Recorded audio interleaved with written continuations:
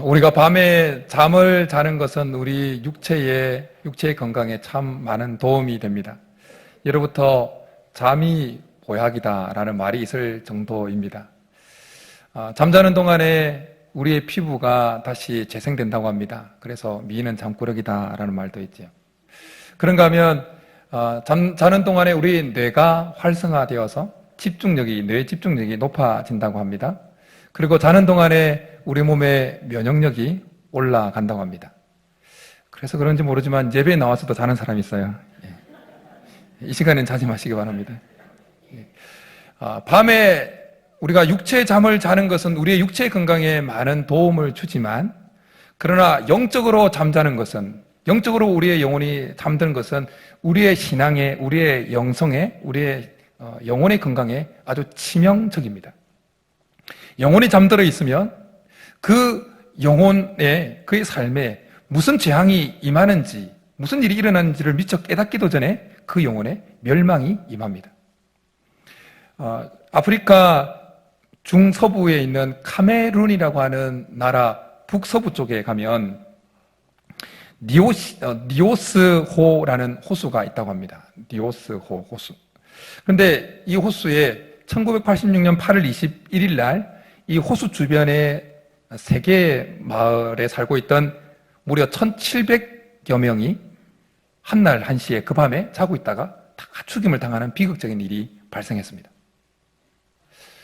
건물은 멀쩡하게 폭탄이 떨어진 것도 아닌데, 건물은 멀쩡하게 있는데 생명체들은 다 죽어버린 겁니다. 그 이유가 그 니오스 호수에서 나오는 이산화탄소와 같은 독가스로 인해서 그들이 자는 동안에 그들에게 무슨 일이 일어나는지도 미처 깨닫기도 전에 다 죽임을 당했다라는 것입니다. 그런데 이런 비극적인 일이 언제인지는 모르지만 마지막 날 전 세계적으로 일어날 것입니다. 마지막 날 종말 때 우리 주님이 다시 오는 그날에 영적으로 잠자는 이들에게 그들의 삶에, 그들의 영혼에게 무슨 일이 일어나는지를 미처 깨닫기도 전에 그들의 멸망으로 향하게 될 것입니다. 오늘 하나님은 사도 바울을 통해서 1차적으로는 로마에 있는 그리스도인들에게, 그리고 2차적으로는 오늘 예배를 드리고 있는 우리들에게 깨어 있으라 말씀을 합니다. 너희가 이 시기를 알거니와 자다가 벌써 깰 때가 벌써 되었으니 라고 말씀을 합니다. 바울은 로마에 있는 그리스도인들을 급히 깨우듯 말씀하고 있는 겁니다. 우리가 자녀들이 지금 방학인데 늦게까지 자면 이런 말을 하죠. 해가 중천에 떴는데 아직까지도 자고 있으면 어떡하냐. 어릴 때 이런 경험이 있습니다. 겨울 방학하면 아주 늦게까지 자고 싶잖아요. 그러면 어떻게 합니까? 문 확 열면 바로 마당이니까 찬바람 확 들어오게 해놓고 이불을 확 걷어버리잖아요. 눈이 번쩍 떠입니다. 그런 경험이 있습니다. 지금 바울은 지금 로마에 있는 그리스도인들에게 그렇게 하고 있는 겁니다. 지금 자고 있을 때가 아니다. 잘 때가 벌써, 일어날 때가, 자다가 깰 때가 벌써 되었다 말씀하고 있습니다. 바울의 이 말 속에 자다가 깰 때가 벌써 되었다고 이 말 속에서 느낄 수 있는 것은 로마에 있는 그리스도인들이 영적인 깊은 잠에 여전히 빠져 있었다는 것을 알게 됩니다. 로마에 있는 이 지금 그리스도인들을 향해서 말하는 바울의 말 속에는 아주 긴박감이 있습니다. 위기감이 있습니다. 위기의식이 있습니다. 그렇게 지금 자다가 깰 때가 벌써 되었는데 자고 있으면 어떡하냐? 자고 있다가 그 니오스 호수 근처에 살았던 사람들처럼 그들의 영혼에게 무슨 일이 닥치는지도 모르는 상태에서 멸망할 수도 있는데, 그런 안타까움과 위기의식을 가지고 절박감을 가지고 깨우고 있는 것입니다. 바울은 로마에 있는 그리스도인들이 로마에 있는 믿지 않는 자들처럼 여전히 어두운 일에 동참하고 있음을 말씀합니다. 방탕과 술취함, 엄랑과 호색, 다툼과 시기 속에 여전히 그들은 살아가고 있다라고 말씀하고 있습니다. 성도는 취할 것은 취하고 버릴 것은 가감히 버려야 되는 자들입니다. 믿으십니까? 성도들은 취할 것은 취하되 버릴 것은 가감히 버리면서 살아야 되는 자들입니다. 근데 로마에 있는 그리스도인들은 취할 것은 취하고 버릴 것도 버리지 않고 취하고 살았습니다. 그러면서 그들은 영적으로 문제 없다고 생각했습니다. 그러나 바울의 눈에 비친 그들의 모습은 여전히 영적 깊은 잠에 빠져 있었던 것이었습니다.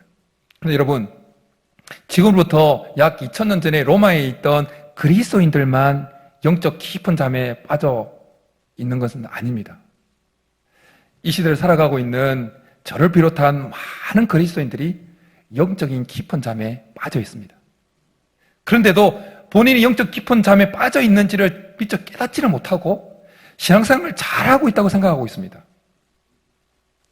예수님은 마태복음 25장에서 열처녀 비유를 말씀하십니다. 그 열처녀 비유에서 보면 슬기로운 자나 미련한 자나 신랑이 더디옴으로 다 졸며 잤다고 말씀합니다.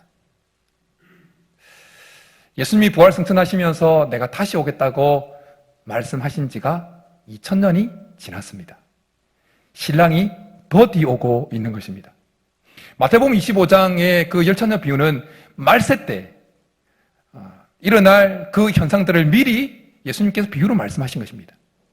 그러니까 지금 예수님이 오시겠다고 한 그 연수가 2000년이나 지났기 때문에 신랑이 더디 오고 있기 때문에 소위 신앙이 좋다고 여겨지는 사람들도 그리고 신앙을 처음 가진 사람들도 졸며 다 자고 있는 것입니다. 졸다가 눈을 떴다가 졸다가 눈을 떴다가 벌써 그런 분은 없죠 지금? 예. 그렇게 목사도 졸다가 깼다가 성도들도 졸다가 깼다가 그렇게 하고 있다라는 것입니다. 예수님은 마가복음 13장에서 그날과 그때는 아무도 모른다.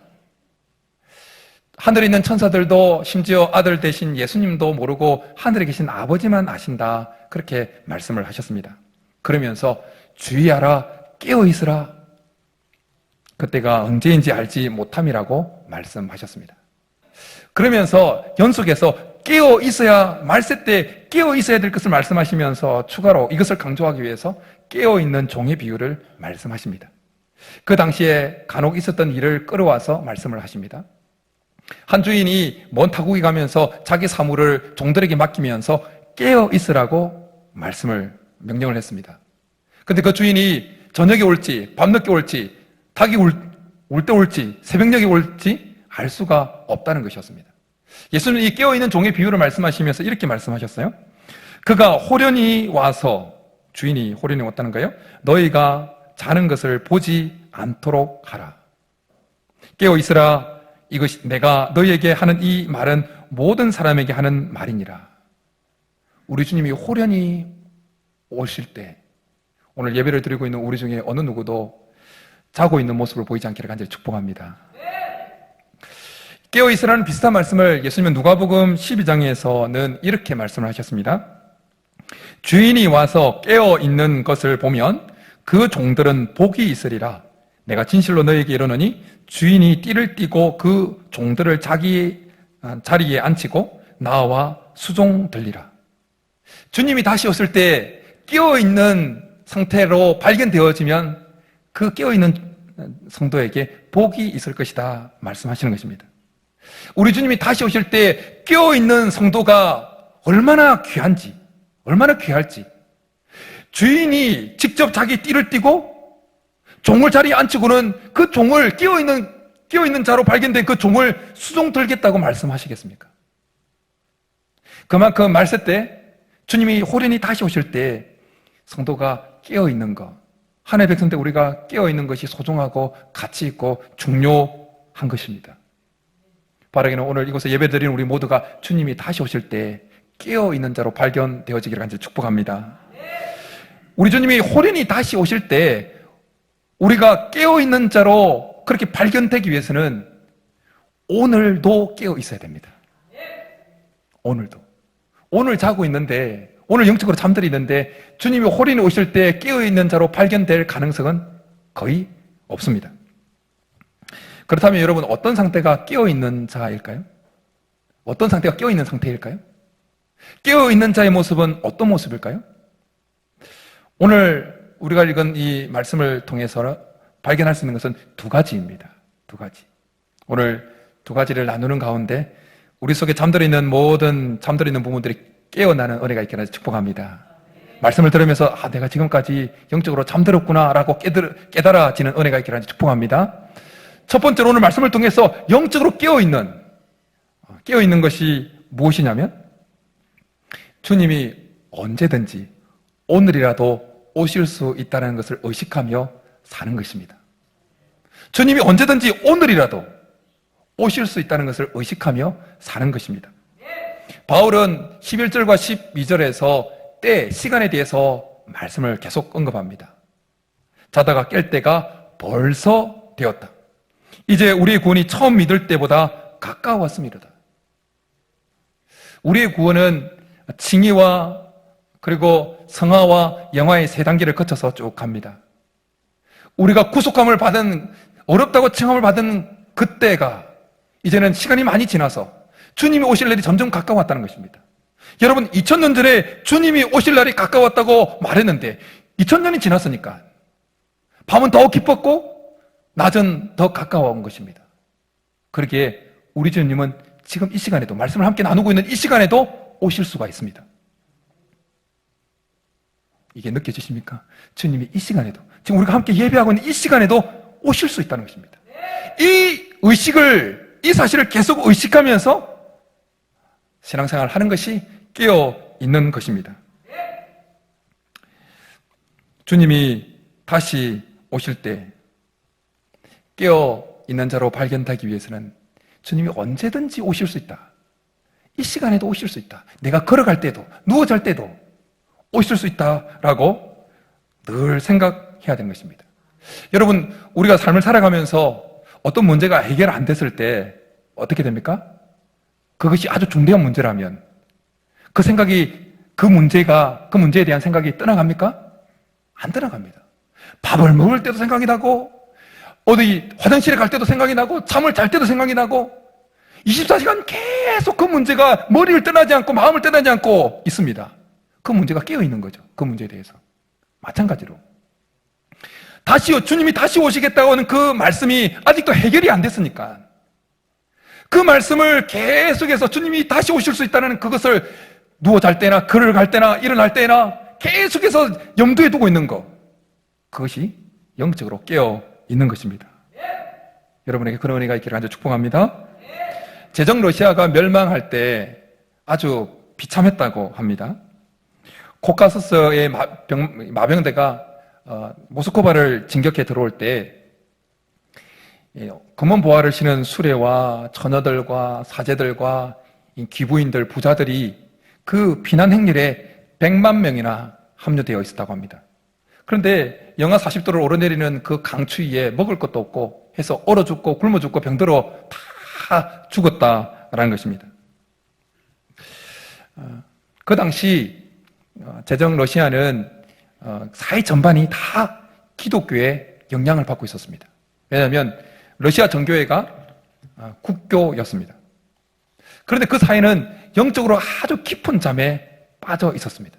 얼마나 깊은 잠에 빠져 있었는지 사제들의 그 행동을 보면 쉽게 알 수가 있습니다. 사제들은 주님이 언제, 지금이라도 오실 수 있다는 그 의식이 전혀 없었습니다.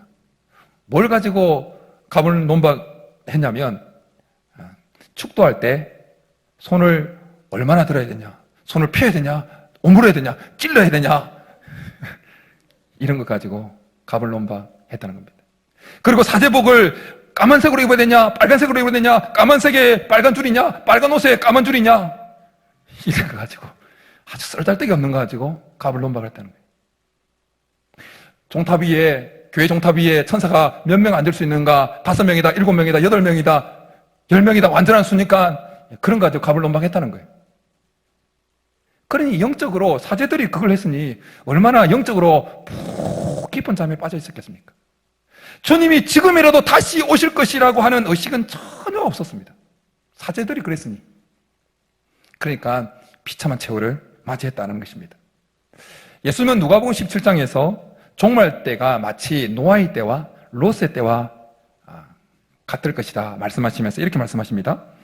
노아가 방주에 들어가던 날까지 사람들이 먹고 마시고 장가들고 시집 가더니 홍수가 나서 그들을 다 멸망시켰으며 또 롯의 때와 같으리니 사람들이 먹고 마시고 사고 팔고 심고 집을 짓더니 롯이 소돔에서 나가던 날에 하늘로부터 불과 유황이 비오듯 하여 그들을 멸망시켰느니라. 인자가 나타나는 날에도 이러하리라. 여러분, 이 말씀을 읽으면 이런 의문이 되지 않습니까? 시집가고 장가가고 먹고 마시고 살고 팔고 나무를 심고 집을 짓고 하는 것이 뭐가 문제지? 이런 생각 들지 않습니까? 우리 일상생활이잖아요. 먹고 마시고 장가가고 시집가고 사고 팔고 하는 거, 이건 하나님이 우리를 이 땅에 살게 하시면서 허락하신 일상생활입니다. 그런데 이런 일상생활을 하는 자가 주님이 다시 오실 때, 인자가 다시 오실 때 그런 자들에게 멸망이 임할 것이다 말씀하는 겁니다. 뭐가 문제죠? 일상생활을 하는 건데 뭐가 문제인 거죠?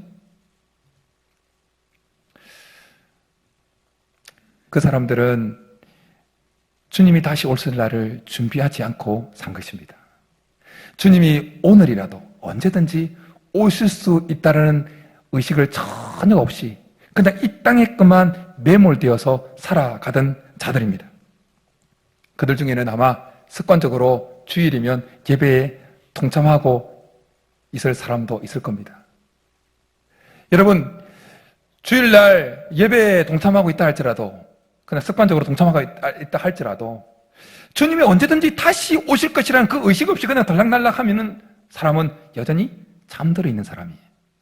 영적으로 잠들어 있는 사람입니다.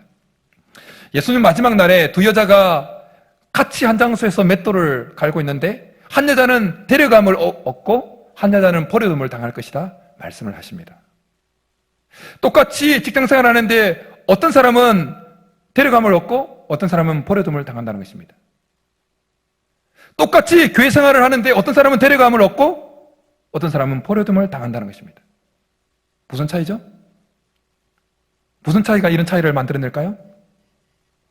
주님이 지금이라도 당장이라도 오실 수 있다는 의식을 가지고 준비하면서 살았느냐 살지 않았느냐 차이입니다. 오늘 같이 예배를 드리고 있다가 주님 오시면 우리 중에 데려감을 얻는 사람이 있고 버려둠을 당할 사람이 있다는 겁니다. 긴장되지 않습니까? 성도들은 다 돌려갔는데 저 혼자 버림을 당한다. 끔찍하잖아요. 정신 바짝 차려야 되는 겁니다. 우리는 소돔과 고모라가 멸망당할 때 롯의 아내가 당했던 그 이야기 아주 잘 알고 있습니다. 불유황이 막 쏟아지는데도 롯의 아내는 자기가 놓고 나오는 그 자기 불타는 가산에 대한 미련을 남아서 뒤를 돌아보다가 뭐가 됩니까? 소금 기둥이 됩니다. 근데 여러분, 이 시간에 우리는 한 번 더 우리 자신에게 한번 물어봐야 됩니다. 만약 주님이 이 시간에 오셔서 야 와라 부르시는데 예 주님, 우리가 가지고 누리고 있던 것이 아무리 좋고 귀한 것이라 할지라도 그거 미련 없이 싹 가버리고 예 주님 하면서 달려갈 수 있는가? 아니면 주님 잠깐만요, 이거 좀 정산 좀 하고요, 이거 조금만 기다리면 이거 끝나는데요, 그렇게 미련을 두면서 지체하련지. 만약 전자라면 여러분 깨어 있는 것입니다. 준비되어 있는 것입니다. 근데 만약 후자라면 졸고 있는 겁니다. 자고 있는 것입니다. 주기철 목사님은 일본 경찰에게 잡혀가서 순교를 당하셨는데 순교하시기 전 마지막 설교로 5가지 종류의 기도라는 제목으로 설교를 하셨다고 합니다. 그 설교 5번째 기도 제목은 내 영혼을 주께 부탁하나이다 였다고 합니다. 일본 경찰의 일본 수사의 모진 고난에도 불구하고 일사각오의 자세로 그렇게 신앙의 순수함을 지킬 수 있었던 비결은 주님 앞에 언젠가 자기 본인이 주기철 목사님이 서게 될 것이라는 것을 늘 의식하며 살았기 때문이었습니다. 자기가 먼저 죽어 주님 앞에 서든지 아니면 살아생전에 주님이 먼저 오셔서 서든지 어쨌든 한 번은 주님 앞에 서게 될 것을 늘 의식하며 사셨던 것입니다. 그래서 영적으로 늘 깨어 계셨던 것입니다. 오늘 예배 드리는 우리 모두에게도 정말 주님이 오늘 이 시간에도 금방이라도 오실 수 있다는 이 의식이 있어서 우리의 영혼이 항상 깨어있기를 간절히 축복합니다. 깨어있는 것, 이것이 참으로 중요한데, 두 번째로 영적으로 깨어있는 두 번째, 오늘 본문을 통해서 발견하게 되어지는 모습은 이 시대에 그리스도인답게 사는 것이 무엇인지를 알아서 그렇게 사는 것입니다. 악하고 엄란한 이 세대 속에서 그리스도인답게 사는 것이 무엇인지를 알아서 그렇게 사는 것입니다. 밤에 잘 때 입는 옷과 일상생활 때 입는 옷이 다릅니다. 바울은 12절에서 밤과 낮, 그리고 어둠과 빛에 대한 비유를 우리가 입는 옷과 연결해서 말씀을 합니다. 잠옷에 해당하는 어둠의 일을 벗고, 그리고 그 대신 그리스도의 군사로 부름받은 자에게 필요한 합당한 의상인 빛의 갑옷을 입어야 한다고 말씀합니다. 군인인데 전장터에 나가 있는 그 군인이 군복을 안 입고 잠옷을 입고 있다면 어떻게 되는 겁니까? 이상해도 정말 이상한 것입니다. 잘못돼도 한참을 잘못된 것입니다. 그리스도인인데 그리스도인답지 않게 살고 있는 것은 잘못되어도 한참 잘못된 것입니다. 그리스도인인데 여전히 방탕하고 엄란하고 술 취하고 호색하고 다투고 시기하고 있다면 잘못되어도 한참 잘못된 것이시요 영적으로 잠들어 있는 것입니다. 오늘 본문은 전년 기독교 역사에 천년에 한 번 나올까 말까한 인물로 평가받는 어거스틴이 회심하게 한 본문으로도 유명하지요. 그가 30살에 회심하기 전까지 그는 아주 방탕했습니다. 그러다가 어머니의 그 모니카 기도가 열매가 맺어서 30살에 밀란의 한 정원에서 애들의 노래소리 들고 이거라 라는 그 소리를 듣고 자기 손에 들려있던 성경책을 펴고는 13절과 14절을 읽으면서 회심하게 되어집니다. 우리 한번 13절과 14절 같이 한번 더 읽겠습니다. 시작. 낮에와 같이 행하고 방탕하거나 술 취하지 말며 음란하거나 호색하지 말며 다투거나 시기하지 말고 오직 주 예수 그리스도로 옷 입고 정욕을 위하여 육신의 일을 도모하지 말라. 그리스도인에게 합당한 삶이 어떤 것인지를 알고 이 말씀을 통해서 깨닫게 되어진 것입니다. 이 말씀과 관련해서 어거스틴의 회심 관련돼서 남긴 글이 있습니다. 이 본문과 관련된 건데요. 나는 더 읽을 필요가 없었다. 왜냐하면 그 문자의 끝에 이르자 그것은 눈 깜짝할 사이에 나의 마음 안에 넘쳐 들어오는 신앙의 빛 같았고 의심의 모든 어둠을 사라지게 만들었다. 어둠은 물러가고 빛이 찾아온 것입니다. 여러분에게 질문 한 가지 해보겠습니다. 모의고사 때 빵점 맞는 애가 수능 때 100점 맞을 가능성이 있습니까? 없습니까?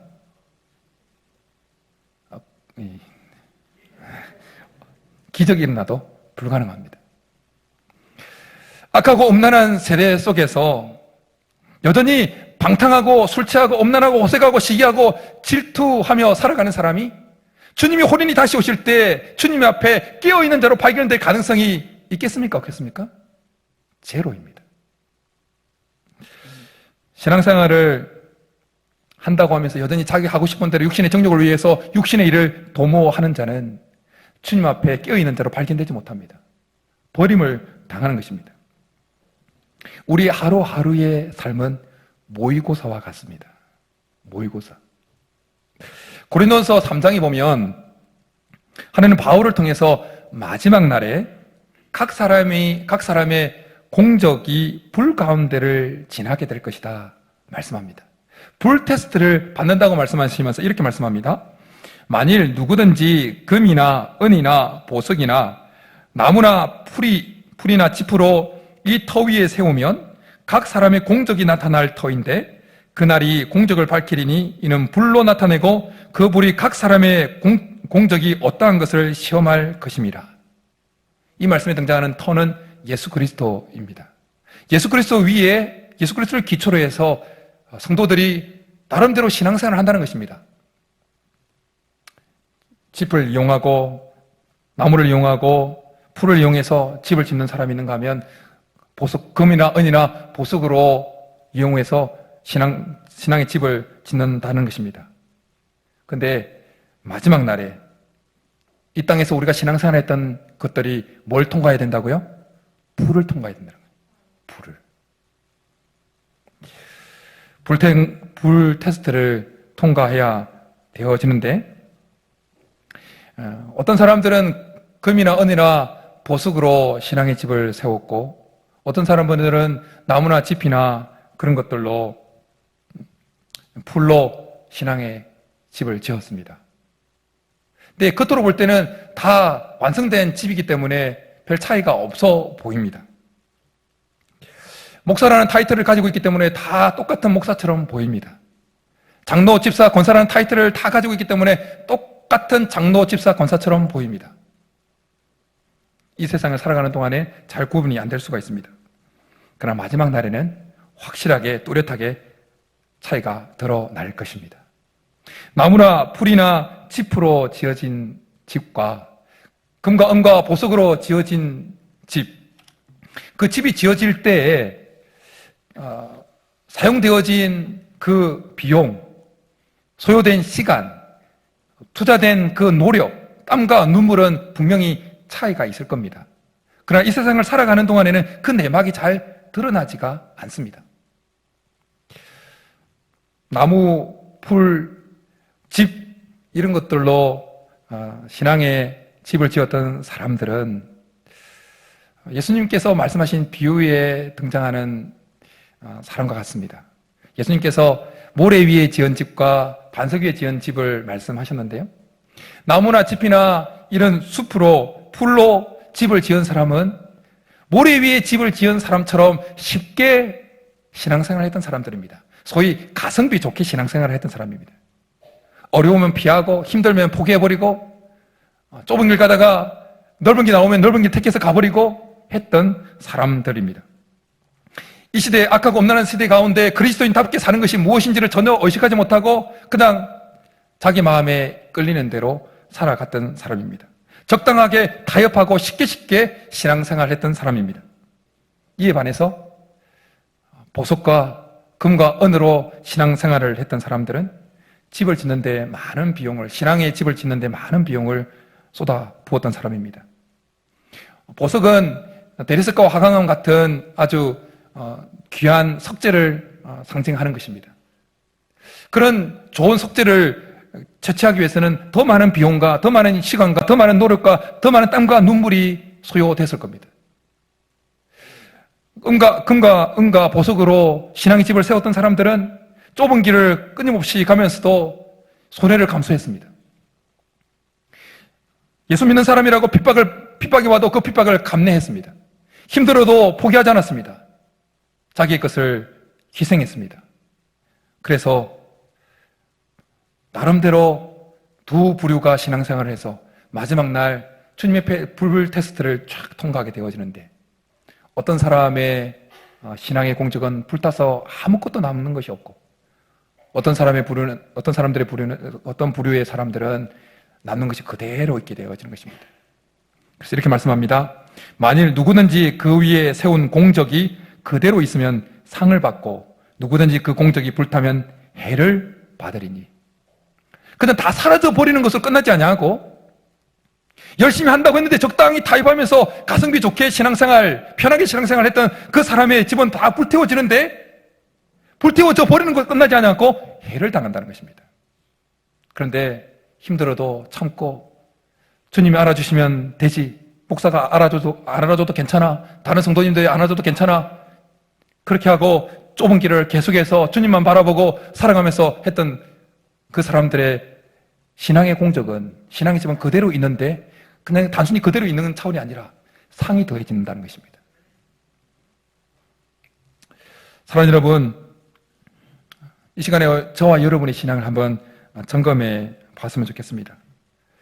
우리가 신앙생활을 지금까지 긴 분들은 길게 하셨고 짧은 분들은 짧게 하셨을 텐데, 우리가 지금까지 신앙생활을 해왔던 것 중에 마지막 주님이 불 테스트를 통과하실 때 우리가 신앙생활을 해왔던 것들 중에 남아있을 것이 무엇이라고 생각이 되십니까? 불태워지지 아니하고 남아있을 것이 어떤 것들이라고 생각이 되십니까? 아마 많은 것들 중에 우리가 꽤 괜찮다고 생각했던 것들 중에 많은 것들이 불타 흔적도 없이 사라질 것입니다. 내가 꽤 괜찮다고 생각하는 것이 통과되는 것이 아닙니다. 다른 사람이 인정해주는 그 신앙생활의 집이 불시험을 통과하는 거 아닙니다. 목사가 인정해주는 그 신앙의 집이 통과되는 거 아닙니다. 그럼 통과되는 기준은 뭘까요? 하나님 말씀대로 그리스도인답게 살았느냐 살지 못했느냐입니다. 하나님 말씀이 기준입니다. 저는 여러분들 모두가 정말 하나님 그리스도인 이 시대에 악하고 없는 이 시대 가운데 그리스도인답게 계속해서 살아서 마지막 날 불탔을 때 여러분이 신앙생활했던 그 모든 것이 그대로 남아있기를 간절히 축복합니다. 두 아들을 죽인 자를 양자로 삼았던 사랑의 원자탄 손양은 목사님 6.25 때 인민군에 의해서 순교를 당하지요. 그런데 공산군이 인민군이 막 남하에서 그렇게 내려왔을 때 그 교회 장로님들과 재직들이 배를 한 척 준비했다고 합니다. 그리고는 손 목사님에게 목사님 잠깐 배 타시고 좀 피신해 계십시오. 어디 섬이라도 좀 들어가서 좀 피신해 계십시오. 그렇게 목사님께 피신을 건면했다는 겁니다. 근데 목사님이 그걸 거부하고 양들이 있는데 내가 어떻게 떠나가냐. 그리고는 들어와서 교회에서 홀로 기도하시다가 순사에게 붙잡혀서 그렇게 순교를 당했다는 겁니다. 그런데 그 성도들에 의해서 다시 되찾아온 그 손양원 목사님의 입이 엉망이 되었다는 거예요. 총부리에 그냥 난장이 난 거예요. 목격자에 의하면 손양원 목사님은 마지막 그 총살당하는 그 순간까지 자기를 죽이는 총살하는 그 대상을 향해서 예수 믿으라고 복음을 전했다는 것입니다. 저는 주기철 목사님이나 손양원 목사님의 이런 순교 이야기를 들으면서 계속 저한테 묻습니다. 나는 할 수 있을까? 나는 그 상황에 몰리면 할 수 있을까? 나도 양들이 여기 있는데 내가 어떻게 떠나가냐고 거부하면서 이 예배당에 들어와서 무릎 꿇고 하나님께 계속해서 기도할 수 있겠는가? 나를 죽이는 사람을 향해서 당신도 예수 믿고 천국 가시오 라는 그 말을 할 수 있겠는가? 총부리가 내 머리에 놓여져 있을 때도 나는 예수 믿는 사람이요 라고 말할 수 있겠는가? 여러분 모의고사 때 100점 맞는 애가 수능 때 100점 맞을 가능성이 있는 겁니다. 모의고사 때 빵점 맞는 애는 수능 때 빵점 맞을 가능성이 많습니다. 평소 때 주님을 부인하지 않고 좁은 길이라도 십자가 부인하지 않냐고 또벅또벅 희생하고 걸어가는 사람이 이런 절체절명의 순간에 주를 시인할 수가 있는 것입니다. 복음 때문에 조금 희생하는 것도 벌벌 떠는 사람이 이 순교의 순간을 어떻게 주를 안다고 시인할 수 있겠습니까? 복음 때문에 자존심 조금 상하는 것 때문에 밤잠을 설치는 사람이 어떻게 이 순교의 순간을 맞이할 수 있겠습니까? 온전한 신앙의 고백으로 온전한 11조를 드리는 것도 벌벌 떠는 사람이 이 마지막 순교의 순간에 어떻게 주를 안다고 고백할 수 있겠습니까?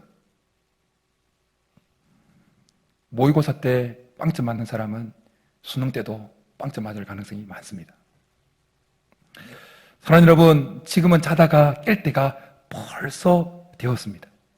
우리 주님이 지금이라도 언제든지 오실 수 있다는 이 사실을 한시도 잊지 마시기 바랍니다. 그래서 우리의 영혼이 늘 깨어있기를 간절히 축복합니다. 그래서 주님이 언제 홀인 오시더라도 깨어있는 자로 발견되기를 간절히 축복합니다. 그래서 너는 복이 있다라고 칭찬 들을 수 있기를 간절히 축복합니다. 그리고 이 시대에 그리스도인답게 사는 것이 무엇인지를 성경을 통해서 끊임없이 알게 되면서 그렇게 살아낼 수 있기를 간절히 축복합니다. 그래서 주님이 다시 오실 때 우리가 이 세상에서 신앙생활을 하면서 했던 그 모든 것들이 불 테스트를 통과할 때 그대로 남아있어서 상 받을 수 있는 저와 여러분이 될 수 있기를 주님으로 축복합니다. 이 시간 우리 말씀 생각하면서 마라나타 주 예수여 어서 오시옵소서. 주님의 다시 오심을 우리 마음속에 한 번 더 새기면서 결단하면서 나아가겠습니다.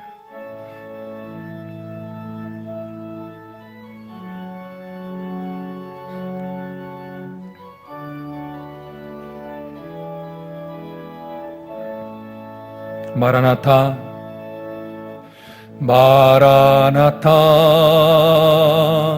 주 예수여 어서 오시옵소서.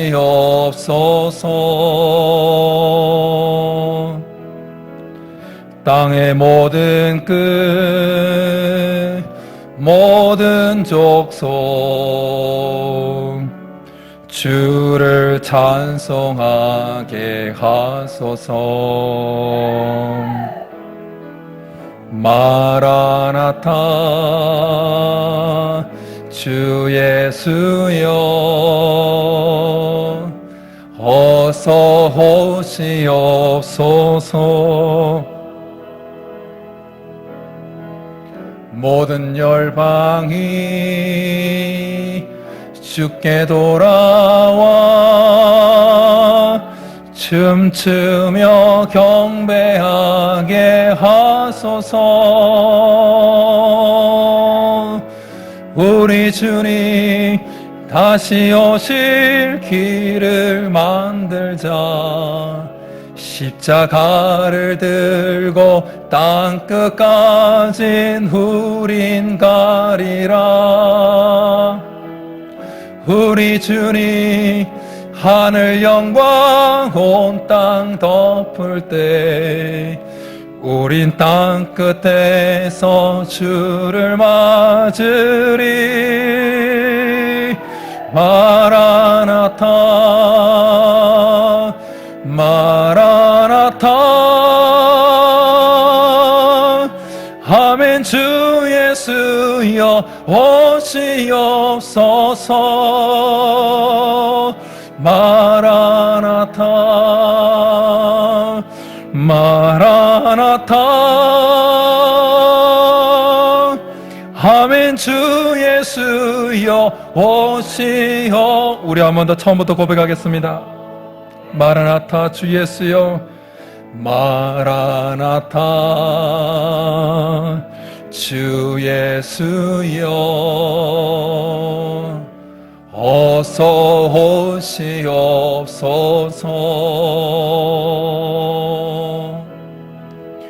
땅의 모든 끝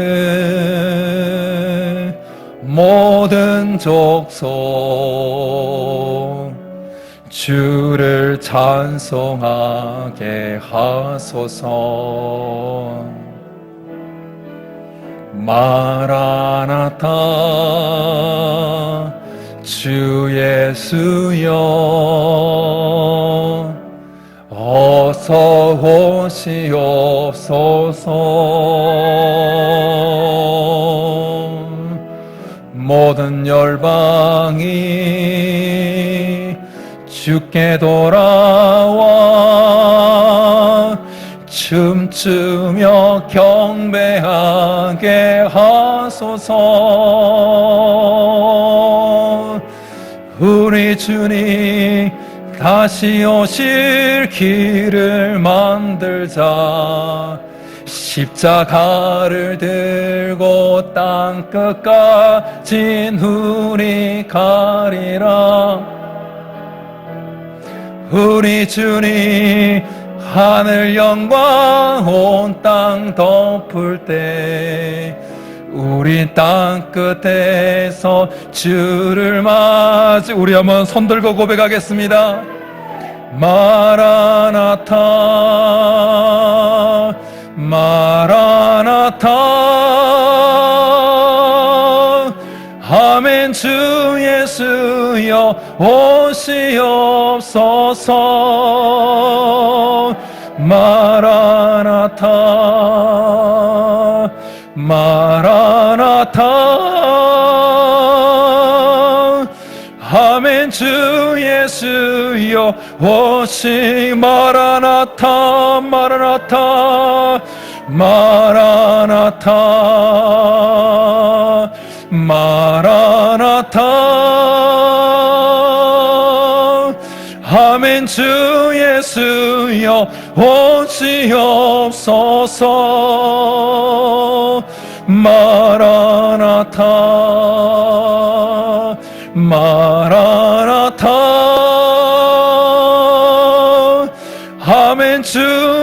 주여 오시옵소서.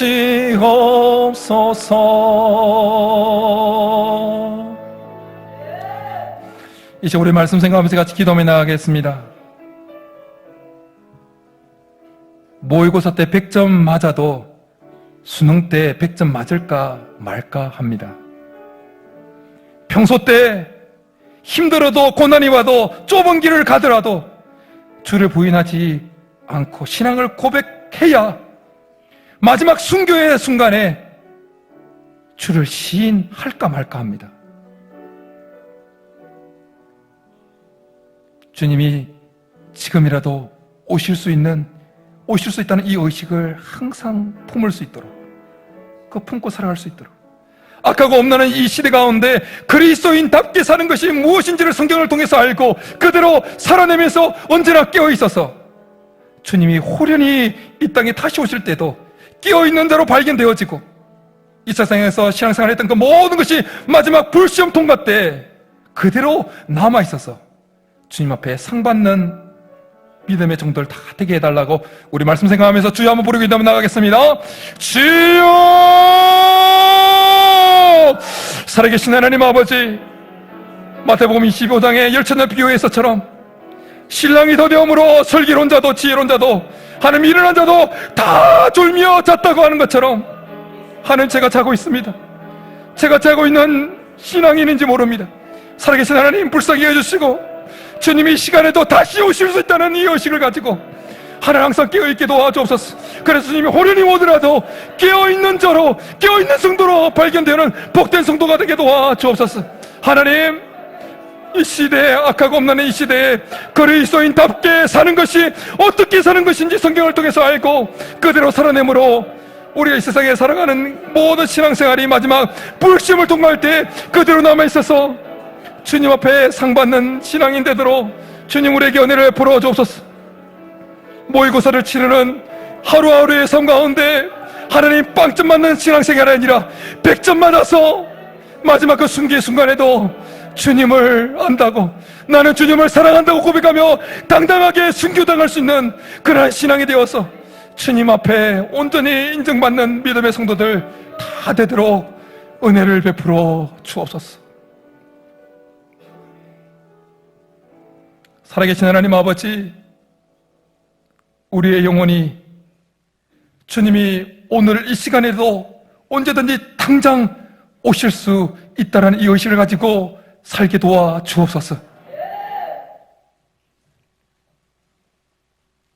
악하고 엄란한 이 세대 가운데 그리스도인답게 사는 것이 어떤 것인지를 성경을 통해서 알고 그렇게 살아내므로 마지막 우리의 신앙생활 했던 그 모든 것이 불시험을 통과할 때 그대로 남아있어서 주님 앞에 상받는 믿음의 백성들 다 되게 도와주옵소서. 하나님, 우리에게 은혜를 베풀어 주셔서 항상 깨어있어서 주님이 호련히 오시더라도 깨어있는 자로 발견되어지는 복된 성도들 다 되게 도와주옵소서. 그렇게 주시기를 간절히 바라고 나오며 예수님의 이름으로 축복하며 기도드립니다. 아멘.